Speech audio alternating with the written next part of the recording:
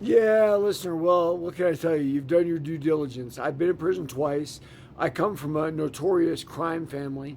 Last time I was in prison, the second time, I wrote two books: Greed and Fear of the Golanus Crime Family, about the new form of organized crime that my family was an active participant in, and Warrior of the Light, a fighter's journey through the rise of mixed martial arts, which was about my life as a martial artist, because I've always been a martial artist. My brother, how do I feel about it? Look, I'll tell you this. So I got out of prison in 21 after I've written the book, and I had been sending letters when I was in prison. One of the things I did while I was in prison, it was, I guess it would have been September or so of 2019, and I wrote the Wall Street Journal. It was a letter. It was an emailed letter. I had a friend email it on the outside about Hunter Biden, the new form of organized crime, Tommy Gambino, Jason Galanis, all these things. Now, they ignored my letter, but about 2-3 weeks later, an article came out in the Wall Street Journal about Hunter and my brother and the crimes they had committed together. And they took everything from court record, right? Because they didn't want to be contradicted. They didn't want to deal with my credibility, lack thereof, or otherwise. And that was printed. Now, fast forward, politics are going on, and Comer it pulls my brother before Congress to testify.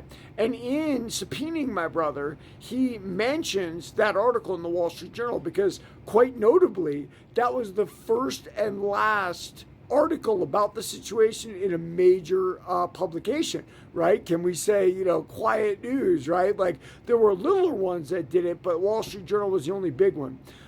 So the problem for my brother at that point was he needed representation. Well, through an old lawyer crony of my father's, Nick Wise, a Washington lobbyist, they got Nick Paletta, who was connected to the Trump, Republican White House. And, Jason testified with that representation, and then eventually Trump pardoned him. Now, guys, I got my brother there in front of Congress. I stopped doing my crime TikTok, Derek Meyer Galanis, once I got him there. I said, okay, my job is done. I've done that. Now, my father and my brother celebrate this lawyer, Nick Paletta, who got him out of jail, without recognizing the fact that I actually was the one who got him in front of Congress. But guys, listen, both my books, Greed and Fear and Warrior of the Light, are about human nature. There's no difference whether you're talking about the new form of organized crime or you're talking about the new combat sport, MMA. People act exactly the same. Why? People are self-interested. They try to discount you at every corner. They don't want to give you credit. They have large egos. And that's just the way it is. So my brother's now out, and it is his commuted sentence and his commuted restitution. And, I wish him luck.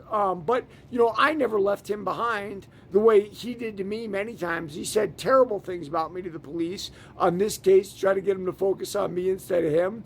But that's just who my brother's always been. That's the kind of guy he is. And my father gave him the wrong education.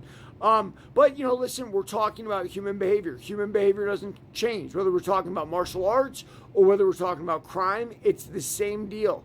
So all you can do is watch your own self and live your own life the way you want to live, and keep your friends close and your enemies closer. Everybody, read both my books, Greed and Fear, the Galanis Crime Family, and Warrior of the Light, a fighter's journey through the rise of mixed martial arts.